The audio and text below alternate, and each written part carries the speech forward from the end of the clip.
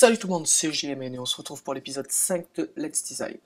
Et donc dans cet épisode, aujourd'hui, on va terminer toute la partie 2D de l'introduction. Donc il nous reste le début avec la bulle qu'il y a ici, les espèces de cheveux ou de poils, enfin je sais pas trop ce que c'est. On va dire des cheveux. Non, on va dire des poils, c'est plus marrant. Donc au-dessus de la bulle à animer. Et il nous reste aussi les deux petites bulles qui elles seront animées à la fin. Et on a aussi la montée du fond bleu comme ça, mais ça on le fera plus tard quand on aura fait la partie sur RealFlow, de façon à ce que ça corresponde bien avec ce qu'on aura fait sur RealFlow. Donc bah, on commence tout de suite avec la grande bulle là. Avant de commencer, moi j'ai allongé mes calques, donc pour ça c'est très simple, ici j'ai sélectionné le bout et je suis allé jusqu'au bout. On en aura besoin quand on fera la fin de l'animation. Et donc, bah voilà, on va commencer. Donc, on va aller chercher, comme d'habitude, dans notre logo Diablo X9, cette partie-là, donc que j'ai appelée grande bulle dans le logo. Donc, on va venir le copier et le coller ici. Et donc, on va l'allonger également ici, hop, jusqu'au bout. Pour faire apparaître cette bulle, là, on va utiliser un masque. Donc, on va cliquer ici, on va choisir l'outil ellipse, pardon. On va zoomer un peu et on va se mettre à peu près ici. Et en maintenant Alt, non, CTRL et Shift pour avoir un cercle parfait. Et donc commande ça sert à sélectionner le centre en fait du cercle. Et on va faire un cercle qui englobe tout, toute, toute la partie de notre logo là. Hop, voilà. Et donc on va animer ce masque, et pour ça on va animer pas le tracé comme on fait d'habitude, mais l'expansion. Donc en animant l'expansion, comme ça vous pouvez voir ce que ça fait. Hop, donc on va se mettre à 3 secondes et 17 images. Hop, donc ici. On va mettre une image clé sur l'expansion du masque et on va descendre jusqu'à temps qu'il disparaisse.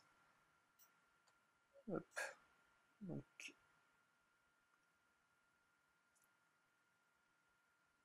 dans mon cas, j'arrive à moins 219 pixels, mais après ça dépend de la taille de votre masque. Donc il faut bien descendre jusqu'à ce que toute la partie du logo ait disparu. Et ensuite, on va avancer jusqu'à 3,22 et on va remettre l'expansion du masque à 0. Hop. Donc voilà comment il apparaît. Maintenant, on va rajouter un petit effet de rebond sur l'apparition. Donc pour ça, j'ai zoomé un peu là, en cliquant hop, ici. Et pour l'effet de rebond, là, on va utiliser un nouvel effet qu'on n'a pas encore utilisé qui s'appelle CC Power Pin. Hop. Donc on va le glisser sur la grande bulle. Et comment il fonctionne cet effet? En fait, on a 4 points donc dans chaque coin de notre logo. Et en les animant, ça va déformer notre logo. Et on va utiliser ça pour faire l'effet de rebond. Donc on va aller à la dernière image clé du masque, on va reculer deux images, et on va, non avant ça on va avancer on va se mettre à la dernière image clé, on va avancer de 1, 2, 3, 4, 5, 6 images clés, et on va mettre des images clés sur top right et bottom left. Hop. Et après ça, on va mettre des images clés, toutes les deux images, donc on recule de 2 images. Hop, on va l'avancer un peu comme ça. Hop, ici aussi. On recule de 2 images. Là, cette fois-ci, on va le remonter. Tac, tac. On recule de 2 images. Là, on va le mettre collé.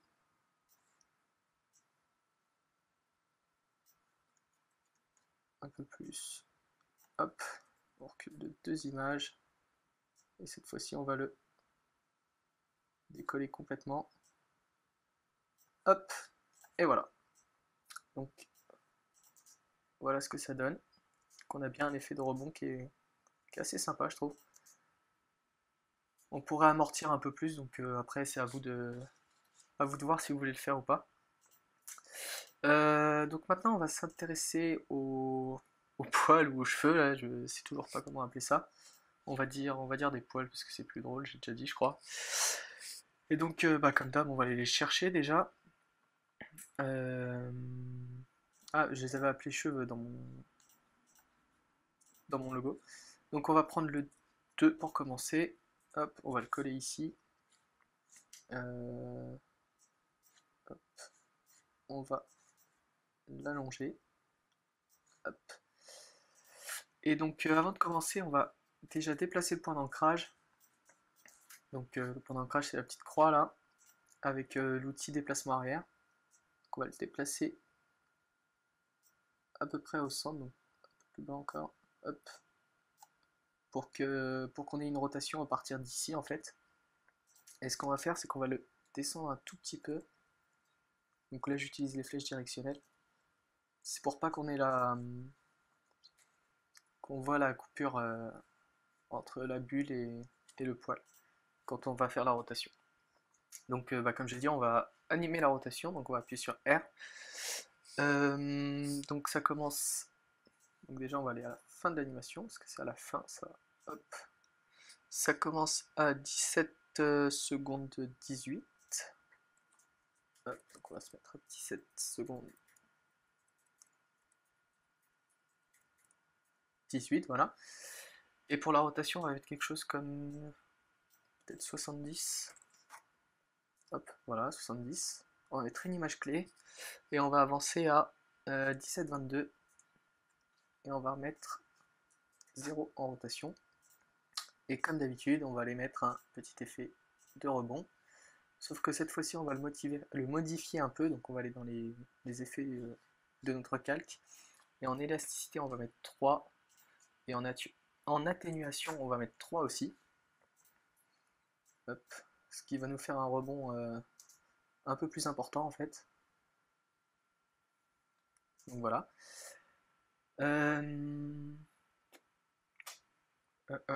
Ensuite, ensuite, on va déformer notre cheveu en fonction du mouvement. Donc pour ça, on va utiliser l'effet CC Bender qu'on a déjà utilisé.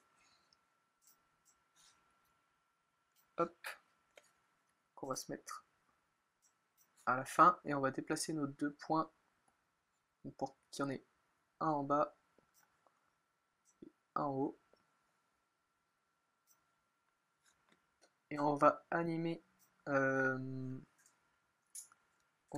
le pliage, on va dire le pliage du poil à chaque changement de direction en fait. Donc là, quand il va vers la gauche, il va être plié vers la droite et inversement. Donc on va se mettre à la première image clé et on va mettre un. Déjà, on va mettre une image clé sur l'amount et on va mettre quelque chose comme 70. Voilà, 70. Ensuite, on va avancer avec CTRL et les flèches directionnelles, donc la flèche de droite. Et on va aller jusqu'au moment où il change de direction, donc ici. Hop, on va changer pour mettre moins 50. Non, moins 50. Moins 50. Ensuite, on avance toujours jusqu'au prochain changement de direction. Hop, ici.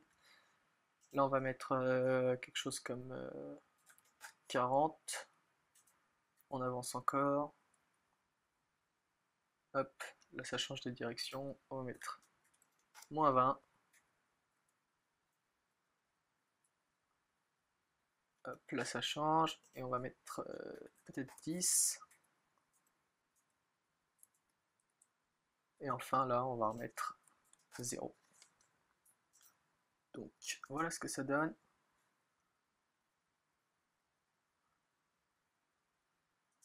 On va remettre en vitesse réelle. Hop, voilà, donc on a un effet sympa. Ce qu'on va faire, c'est qu'au début, comme vous pouvez le voir, on le voit. Donc, on va animer l'opacité. Donc, on va appuyer sur T. Bon. Faire Shift T pour avoir toujours les propriétés de rotation en vue. On se met sur la première image clé de rotation et on va mettre une opacité de 100%, et on recule d'une image avec CTRL et flèche de gauche, et on va mettre 0%. Voilà, comme ça il apparaît vraiment au moment où il doit apparaître. Et on va procéder exactement de la même façon pour le premier, donc on va faire CTRL-C, CTRL-V, on l'allonge, hop, on déplace le point d'ancrage à la base, hop, un peu plus bas, voilà, ici, on le descend un tout petit peu, et on anime les propriétés de rotation, donc c'est à 17 secondes, à 18 secondes 1, hop, on va mettre une rotation, donc on a mis 70, donc là on va le mettre dans l'autre sens, hop, jusqu'à temps qu'il disparaisse, donc on va mettre moins 60, on va mettre une image clé à 18,01, et on va avancer jusque 18,03, et on va remettre 0. Comme tout à l'heure, on fait un effet de rebond, on modifie, 3 en élasticité, 3 en atténuation, et on rajoute l'effet CC Vendor, hop, qu'on modifie bien les points, tac, et hop,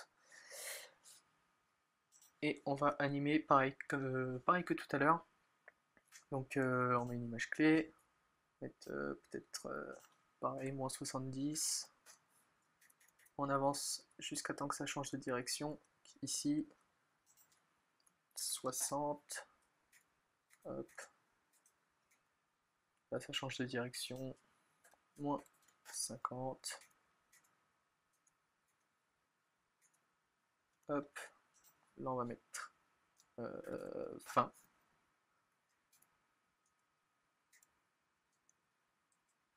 et enfin 0.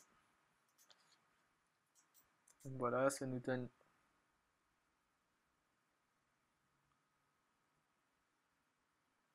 ça comme ça. Et on va, pareil que tout à l'heure, faire Shift et T pour faire apparaître les propriétés d'opacité. On vient sur la première image de rotation, on met une opacité à 100%, et on recule d'une image. Non, je me suis trompé, c'était pas la première image. Donc on vient à la première image de rotation qui est ici, on met une opacité à 100%, on recule d'une image avec CTRL plus flèche de gauche, et on met 0%. Donc, hop, je vous montre tout de suite ce que ça donne. Et voilà, donc ça donne vraiment un effet sympa, enfin moi j'aime beaucoup. Et enfin, on va s'attaquer aux bulles. Donc ça, vous allez voir, c'est très très simple parce que on va animer juste une propriété qui est la taille.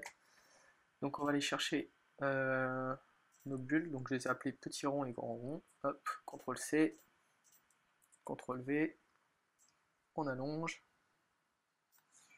On va s'occuper du grand rond pour commencer.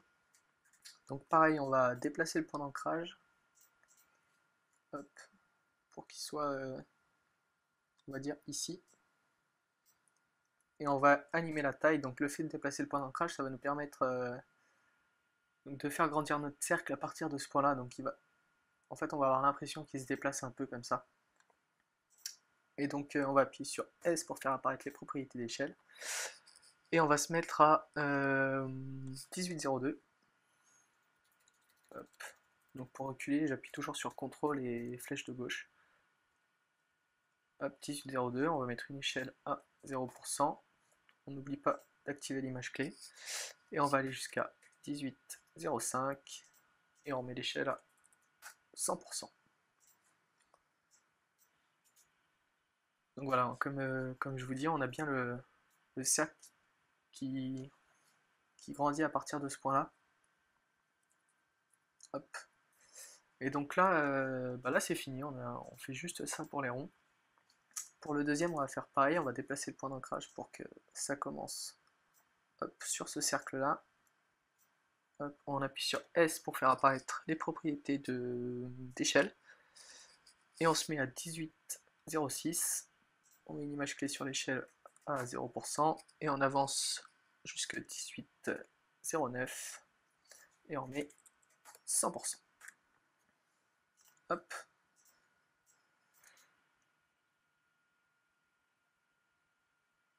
Donc voilà ce que ça nous donne. Donc pour ce qui est de la partie 2D sur After Effects, il nous reste donc la montée de l'espèce de liquide là.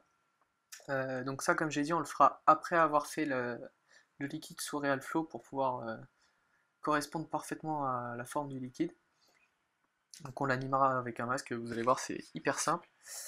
Et il nous reste aussi toute la partie montage en 2D avec les fondus blancs entre chaque plan. Donc voilà pour cet épisode. La prochaine fois, on se retrouvera sur Cinema 4D où on modélisera le logo et je pense qu'on commencera à l'animer. Et bah voilà. Donc voilà. Et ensuite, je voulais vous parler aussi un peu de ma chaîne. Donc si vous avez des envies particulières de tutos ou enfin, des effets en particulier ou des plugins et tout, n'hésitez pas à m'en parler dans les commentaires. Parce que ouais, je cherche vraiment à faire des tutos pour ma chaîne, m'orienter plus dans une chaîne ludique, on va dire, où, pour apprendre un maximum de choses à vous, mais aussi à moi, puisque quand je prépare un tuto, souvent j'apprends des choses également. Donc bah voilà, si cette vidéo vous a plu, n'hésitez pas à mettre un petit j'aime, à vous abonner si c'est pas fait, et à me suivre sur Twitter. Je suis pas très actif, mais je regarde de temps en temps quand on me parle et tout. Donc bah voilà, et bah passez une bonne journée ou soirée, et on se retrouve pour le prochain épisode. Allez, ciao!